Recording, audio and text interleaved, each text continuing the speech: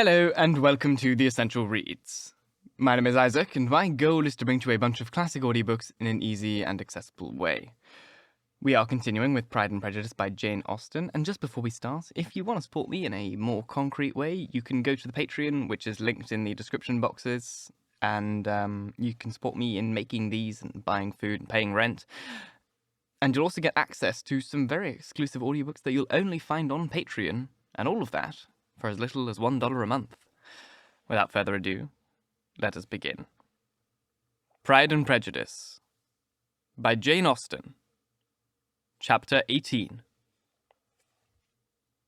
Till Elizabeth entered the drawing room at Netherfield and looked, in vain, for Mr Wickham among the cluster of red cloaks there assembled, a doubt of his being present had never occurred to her.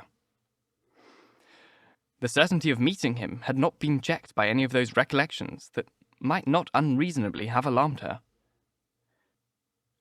She had dressed with more than usual care, and prepared in the highest spirits for the conquest of all that remained unsubdued of his heart, trusting that it was not more than might be won in the course of the evening. But in an instant arose the dreadful suspicion of his being purposely omitted for Darcy's pleasure in the Bingleys' invitation to the officers. And, though this was not exactly the case, the absolute fact of his absence was pronounced by his friend Mr Denny, to whom Lydia eagerly applied, and who told them that Wickham had been obliged to go to town on business the day before, and was not yet returned, adding, with a significant smile, "I do not imagine his business would have called him away just now, if he had not wished to avoid a certain gentleman here." This part of his intelligence, though unheard by Lydia, was caught by Elizabeth. And as it assured her that Darcy was not less answerable for Wickham's absence than if her first surmise had been just, every feeling of displeasure against the former was so sharpened by an immediate disappointment that she could hardly reply with tolerable civility to the polite inquiries which he directly afterwards approached to make. Attention, forbearance, patience with Darcy was injury to Wickham.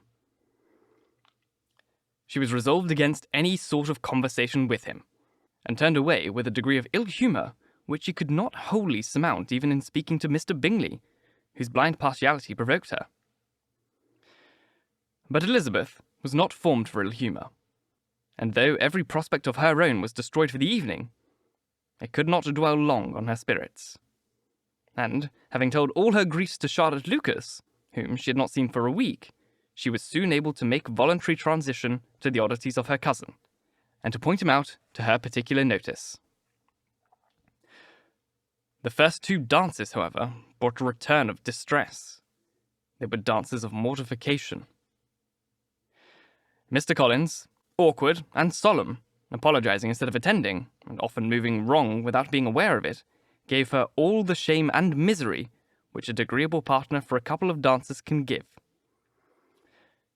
The moment of her release from him was ecstasy. She danced next with an officer, and had the refreshment of talking with Wickham, and of hearing that he was universally liked. When those dances were over, she returned to Charlotte Lucas, and was in conversation with her when she found herself suddenly addressed by Mr Darcy, who took her so much by surprise in his application for her hand that, without knowing what she did, she accepted him. He walked away again immediately, and she was left to fret over her own want of presence of mind. Charlotte tried to console her. "Heaven forbid! That would be the greatest misfortune of all, to find a man agreeable whom one is determined to hate. Do not wish me such an evil." When dancing recommenced, however, and Mr Darcy approached to claim her hand, Charlotte could not help cautioning her in a whisper not to be a simpleton, and allow her fancy for Wickham to make her appear unpleasant in the eyes of a man of 10 times his consequence. Elizabeth made no answer, and took her place in the set, amazed at the dignity to which she was arriving in being allowed to stand opposite to Mr Darcy, and reading in her neighbours' looks their equal amazement in beholding it. And they stood for some time without speaking a word, and she began to imagine that their silence was to last through the whole 2 dances, and at first was resolved not to break it, till, suddenly fancying that it would be the greater punishment to her partner to oblige him to talk, she made some slight observation on the dance. He replied, and was again silent. After a pause of some minutes, she addressed him a second time with, "It's your turn to say something now, Mr. Darcy. I talked about the dance, and you ought to make some kind of remark on the size of the room or the number of couples." He smiled, and assured her that whatever she wished him to say should be said. "Very well, that will do for the present. Perhaps by and by I may observe that private balls are much pleasanter than public ones, but now we may be silent." "Do you talk by rule, then, while you are dancing?" "Sometimes. One must speak little, you know. It would look odd to be entirely silent for a half-hour together, and yet, for the advantage of some, conversation ought to be so arranged that they may have some trouble saying as little as possible. It would look odd to be entirely silent for half an hour together, and yet, for the advantage of some, conversation ought to be so arranged as that they may have the trouble of saying as little as possible." "Are you consulting your own feelings in the present case, or do you imagine that you are gratifying mine?" "Both," replied Elizabeth, archly, "for I have always seen a great similarity in the turn of our minds. We are each of an unsocial, taciturn disposition, unwilling to speak, unless we say something that will amaze the whole room and be handed down to posterity with all the eclat of a proverb." "This is no very striking resemblance to your own character, I'm sure," said he. "How near it may be to mine, I cannot pretend to say." "You think it a faithful portrait, undoubtedly." "I must not decide on my own performance." He made no answer, and they were again silent till they had gone down the dance, when he asked her if she and her sisters did not very often walk to Meryton. She answered in the affirmative, and, unable to resist the temptation, added, "When you met us there the other day, we had just been forming a new acquaintance." The effect was immediate. A deeper shade of hauteur overspread his features, but he said not a word, and Elizabeth, though blaming herself for her own weaknesses, could not go on. At length, Darcy spoke, and in a constrained manner said, "Mr. Wickham is blessed with such happy manners as may ensure his making friends. Whether he may be equally capable of retaining them is less certain." "He has been so unlucky as to lose your friendship," replied Elizabeth with emphasis, "and in a manner which he is likely to suffer from all his life." Darcy made no answer, and seemed desirous of changing the subject. At that moment, Sir William Lucas appeared close to them, meaning to pass through the set to the other side of the room, but on perceiving Mr. Darcy, he stopped with a bow of superior courtesy to compliment him on his dancing, and his partner. "I have been most highly gratified indeed, my dear sir. Such very superior dancing is not often seen. It is evident that you belong to the first circles. Allow me to say, however, that your fair partner does not disgrace you, and I must hope to have this pleasure often repeated, especially when a certain desirable event, my dear Miss Eliza," glancing at her sister in Bingley, "shall take place. What congratulations will then follow in? I appeal to Mr. Darcy, but let me not interrupt you, sir. You will not thank me for detaining you from the bewitching converse of that young lady, whose bright eyes are also upbraiding me." This latter part of the address was scarcely heard by Darcy, but Sir William's allusions to his friend seemed to strike him forcibly, and his eyes were directed with a very serious expression towards Bingley and Jane, who were also dancing together. Recovering himself, however, shortly, he turned to his partner and said, "Sir William's introduction has made me forget what we were talking of." "I do not think we were speaking at all. Sir William could not have interrupted any two people in the room who had less to say for themselves. We've tried 2 or 3 subjects already without success, and what we are to talk of next I cannot imagine." "What think you of books?" said he, smiling. "Books? Oh, no. I'm sure we never read the same, or not with the same feelings." "I'm sorry you think so. But if that be the case, there can at least be no want of subject. We may compare our different opinions." "No, I cannot talk of books in a ballroom. My head's always full of something else." The present always occupies you in such senses, does it? Said he, with a look of doubt. Yes, always, she said, without knowing what she said, as soon afterwards appeared beside her, suddenly exclaiming, I remember hearing you once say, Mr. Darcy, that you hardly ever forgave, that your resentment, once created, was unappeasable. You are very cautious, I suppose, as to its being created. I am. And never allow yourself to be blinded by prejudice? I hope not. It is particularly incumbent on those who never change their opinion to be secure of judging properly at first. May I ask as to what these questions tend? Merely the illustration of your character, said she, endeavouring to shake off her gravity. I'm trying to make it out. And what is your success? She shook her head. I do not get on it at all. I hear such different accounts of you as puzzle me exceedingly. I can readily believe, answered he gravely, that reports may vary greatly with respect to me, and I could wish, Miss Bennet, that you were not to sketch my character at the present moment, as there is reason to fear that the performance would reflect no credit on either. But if I do not take your likeness now, I may never have another opportunity. I would by no means suspend any pleasure of yours, he coldly replied. She said no more, and they went down the other dance and parted in silence, on each side dissatisfied, though not to an equal degree, for in Darcy's breast there was a tolerable, powerful feeling towards her, which soon procured her pardon, and directed all his anger against another. They had not long separated when Miss Bingley came towards her, and, with an expression of civil disdain, thus accosted her. So, Miss Eliza, I hear you are quite delighted with George Wickham. Your sister has been talking to me about him, and asking me 1,000 questions, and I find that the young man forgot to tell you, amongst his other communications, that he was the son of old Wickham, the late Mr. Darcy's steward. Let me recommend you, however, as a friend, not to give implicit confidence to all his assertions. For as to Mr. Darcy's using him ill, it is perfectly false. For, on the contrary, he has always been remarkably kind to him. Though George Wickham has treated Mr. Darcy in a most infamous manner. I do not know the particulars, but I know very well that Mr. Darcy is not in the least to blame, that he cannot bear to hear George Wickham mentioned, and that, though my brother thought he could not well avoid including him in his invitation to the officers, he was excessively glad to find that he had taken himself out of the way. His coming to the country at all is a most insolent thing indeed, and I wonder how he could presume to do it. I pity you, Miss Eliza, for this discovery of your favourite's guilt, but really considering his descent, one could not expect much better.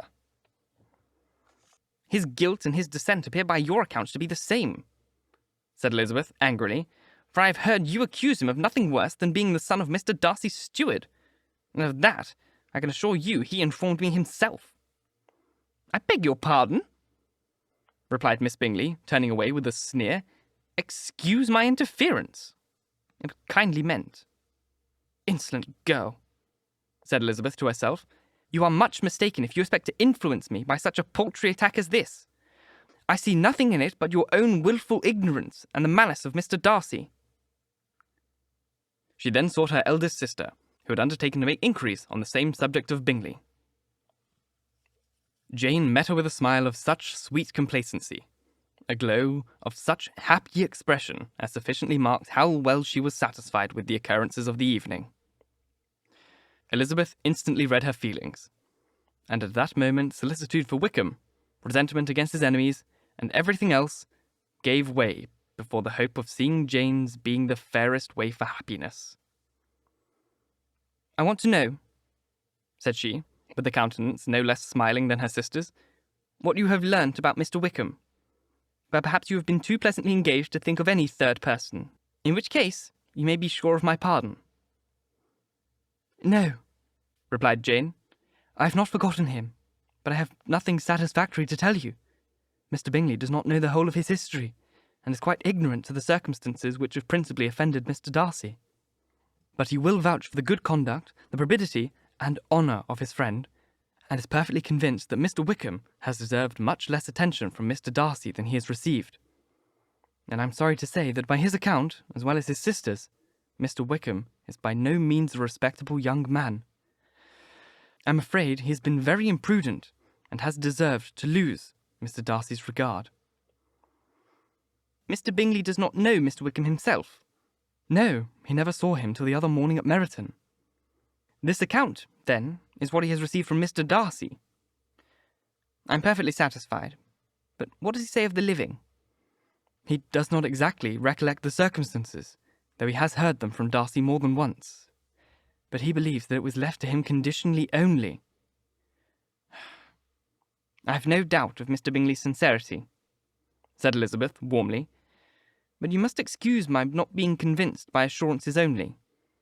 Mr Bingley's defence of his friend was a very able one, I dare say, but since he is unacquainted with several parts of the story, and has learnt the rest from that friend himself, I shall venture still to think of both gentlemen as I did before.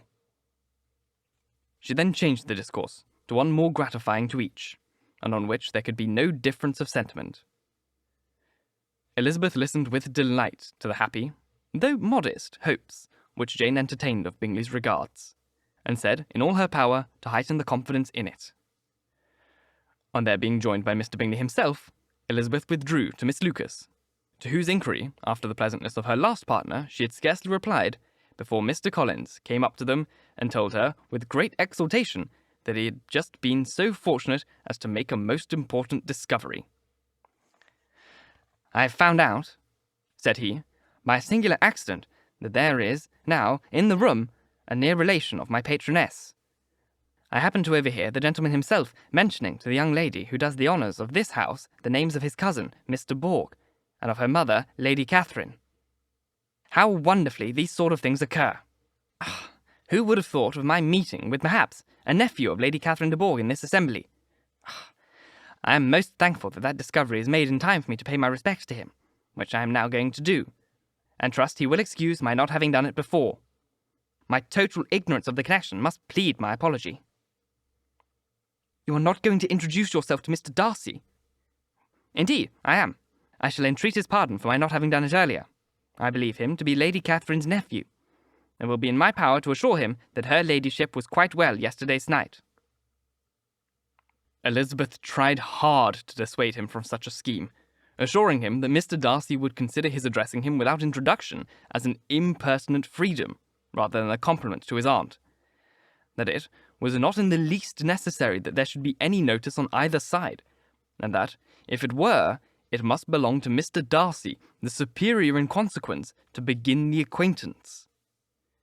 Mr Collins listened to her with the determined air of following his own inclination, and when she ceased speaking, replied thus: My dear Miss Elizabeth, I have the highest opinion in the world of your excellent judgment in all matters within the scope of your understanding, but permit me to say, there must be a wide difference between the established forms of ceremony amongst the laity, and those which regulate the clergy.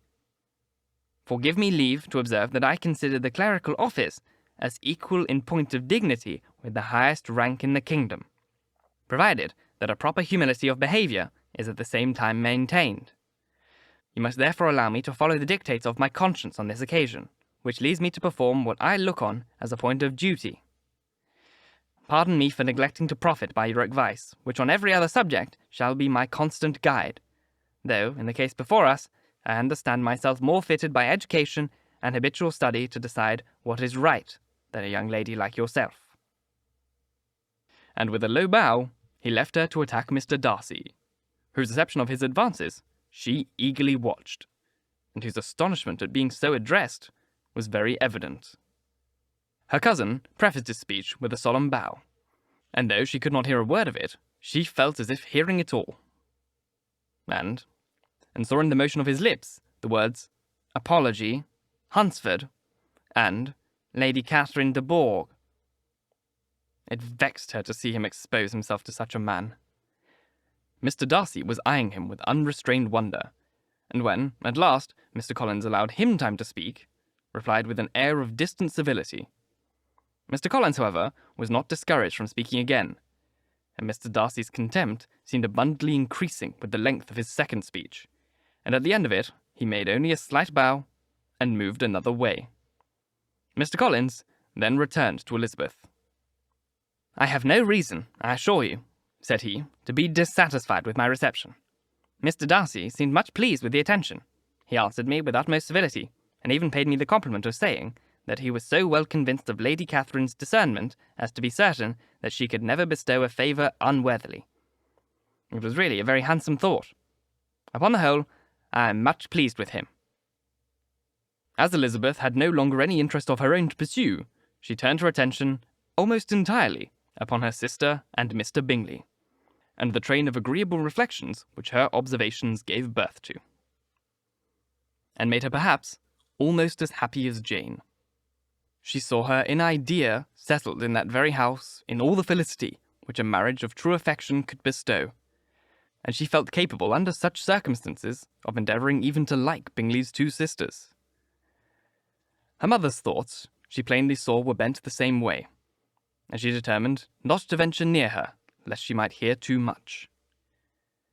When they sat down to supper, therefore, she considered it a most unlucky perverseness which placed them within one of each other, and deeply she was vexed to find that her mother was talking to that one person, Lady Lucas, freely, openly, and of nothing else but of her expectation that Jane would soon be married to Mr. Bingley.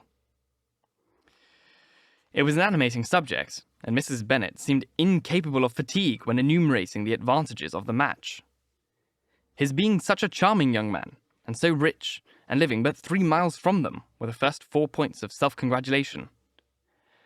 And then it was such a comfort to think of how fond the two sisters were of Jane, and to be certain that they must desire the connection as much as she could do. It was, moreover, such a promising thing for her younger daughters, as Jane's marrying so greatly must throw them in the way of other rich men. And lastly, it was so pleasant at her time of life to be able to consign her single daughters to the care of their sister, that she might not be obliged to go into company more than she liked. It was necessary to make this circumstance a matter of pleasure, because on such occasions it is the etiquette. But no one was less likely than Mrs. Bennet to find comfort in staying at home at any period of her life. She conducted with many good wishes that Lady Lucas might soon be equally fortunate, though evidently and triumphantly believing there was no chance of it. In vain did Elizabeth endeavour to check the rapidity of her mother's words, or persuade her to check her felicity in a less audible whisper, for, to her inexpressible vexation, she could perceive that the chief of it was overheard by Mr. Darcy, who sat opposite them. Her mother only scolded her for being nonsensical. "What is Mr. Darcy to me? Pray that I should be afraid of him? I am sure we owe him no such particular civility as to be obliged to say nothing he may not like to hear. For heaven's sake, madam, speak lower. What advantage can it be to you to offend Mr. Darcy? You will never recommend yourself to his friend by doing so." Nothing that she could say, however, had any influence. Her mother would talk of her views in the same intelligible tone. Elizabeth blushed and blushed again, with shame and vexation. She could not help frequently glancing her eye at Mr. Darcy, though every glance convinced her of what she dreaded. For though he was not always looking at her mother, she was convinced that his attention was invariably fixed by her. The expression of his face changed gradually from indignant contempt to composed and steady gravity. At length, however, Mrs. Bennet had nothing more to say, and Lady Lucas, who had been long yawning at the reception of delights which she saw no likelihood of sharing, was left to the comforts of cold ham and chicken. Elizabeth now began to revive, but not long was the interval of tranquillity, for when supper was over, singing was talked of, and she had the mortification of seeing Mary, after very little entreaty, preparing to oblige the company. By many significant looks and silent entreaties did she endeavour to prevent such a proof of complaisance, but in vain. Mary would not understand them. Such an opportunity of exhibiting was delightful to her, and she began her song. Elizabeth's eyes were fixed on her with most painful sensations, and she watched her progress through several stanzas with an impatience which was very ill rewarded at their close. For Mary, on receiving amongst the thanks of the table the hint of a hope that she might be prevailed on to favour them again, after the pause of half a minute, began another. Mary's powers were by no means fitted for such a display. Her voice was weak, and her manner affected. Elizabeth was in agonies. She looked at Jane to see how she bore it, but Jane was very composedly talking to Bingley. She looked at his two sisters and saw them making signs of derision at each other, and at Darcy, who continued, however impenetrably grave. She looked at her father to entreat his interference, lest Mary should be singing all night. He took the hint, and when Mary had finished her second song, said aloud, "That will do extremely well, child. You have delighted us long enough. Let the other ladies have time to exhibit." Mary, though pretending not to hear, was somewhat disconcerted, and Elizabeth felt sorry for her, and sorry for her father's speech, was afraid her anxiety had done no good. Other parties were now applied to. "If I," said Mr. Collins, "were so fortunate as to be able to sing, I should have had great pleasure, I am sure, in obliging the company with an air. For I consider music as a very innocent diversion, and perfectly capable with the profession of a clergyman. I do not mean, however, to assert that we can be justified in devoting too much time to music, for there are certainly other things to be attended to. The rector of a parish has too much to do. In the first place, he must make such an agreement for tithes as may be beneficial to him and not offensive to his patron.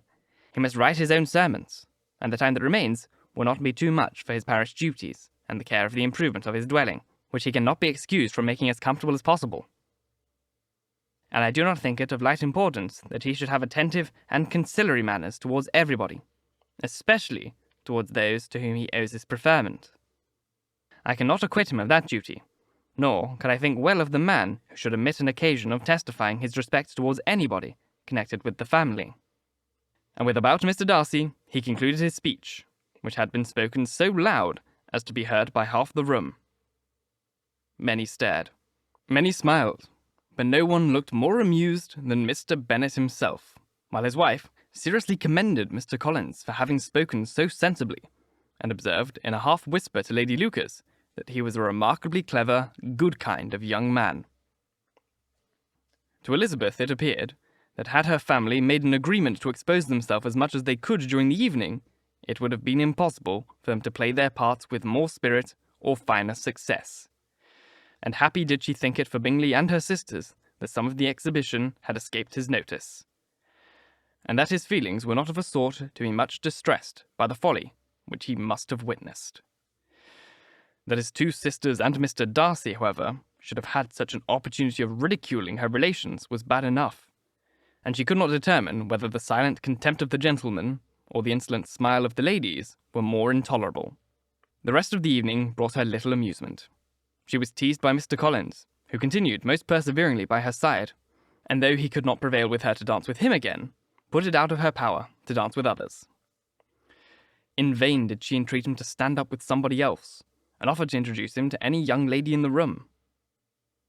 He assured her that as to dancing, he was perfectly indifferent to it, that his chief object was by delicate attentions to recommending himself to her, and that he should, therefore, make a point of remaining close to her the whole evening. There was no arguing upon such a project. She owed her greatest relief to her friend Miss Lucas, who often joined them, and good-naturedly engaged Mr. Collins' conversation to herself. She was at least free from the offence of Mr. Darcy's further notice.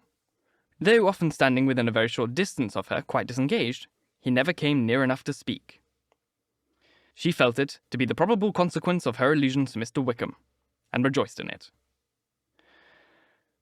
The Longbourn party were the last of all the company to depart, and by a manoeuvre of Mrs. Bennet, had to wait for their carriage a quarter of an hour after everybody else was gone, which gave them time to see how heartily they were wished away by some of the family. Mrs. Hurst and her sister scarcely opened their mouths except to complain of fatigue, and were evidently impatient to have the house to themselves. They repulsed every attempt of Mrs. Bennet at conversation, and by so doing threw a languor over the whole party, which was very little relieved by the long speeches of Mr. Collins, who was complimenting Mr. Bingley and his sisters on the elegance of their entertainment and the hospitality and politeness which had marked their behaviour to their guests. Darcy, said nothing at all. Mr. Bennet, in equal silence, was enjoying the scene. Mr. Bingley and Jane were standing together, a little detached from the rest, and talked only to each other. Elizabeth preserved as steady a silence as either Mrs. Hurst or Miss Bingley, and even Lydia was too much fatigued to utter more than the occasional explanation of, "Lord, how tired I am," accompanied by a violent yawn. When, at length, they rose to take leave, Mrs. Bennet was most pressingly civil in her hope of seeing the whole family soon at Longbourn, and addressed herself particularly to Mr. Bingley to assure him how happy he would make them by eating a family dinner with them at any time, without the ceremony of a formal invitation. Bingley was all grateful pleasure, and he readily engaged for taking the earliest opportunity of waiting on her after his return from London, whither he was obliged to go the next day for a short time. Mrs. Bennet was perfectly satisfied, and quitted the house under delightful persuasion that, allowing for the necessary preparations of settlements, new carriages, and wedding clothes, she should undoubtedly see her daughter at Netherfield in the course of 3 or 4 months. Of having another daughter married to Mr. Collins, she thought with equal certainty, and with considerable, though not equal pleasure. Elizabeth was the least dear to her of all her children, and though the man and match were quite good enough for her, the worth of each was eclipsed by Mr. Bingley and Netherfield. Thank you so very much for listening. If you enjoyed, please like, comment, share, all that jazz. And if you really enjoyed, do subscribe because there is more to come. If you're listening on podcast, please do a review as it helps get this in front of as many people as possible. And if you want to support the show in a more concrete way, you can go to the Patreon, where for as little as $1 a month, you can get access to exclusive audiobooks and support me in paying rent, which is very nice. That was a long one. It's taken me an hour and a half to record that chapter. It's probably now only like 30 minutes or something to give you some scope for how long these can take at times. Because I have a stutter and it's real good. Speech impediments are terrible. But I hope you enjoyed it. If you've seen the film or any of the adaptations, you'll know where this is going. And it's not going to be great, but I'll leave it at that. There are some funny things to come, however, with Mr. Collins, the disgusting, disgusting man. Once again, thank you very much for listening, and until next time, bye-bye.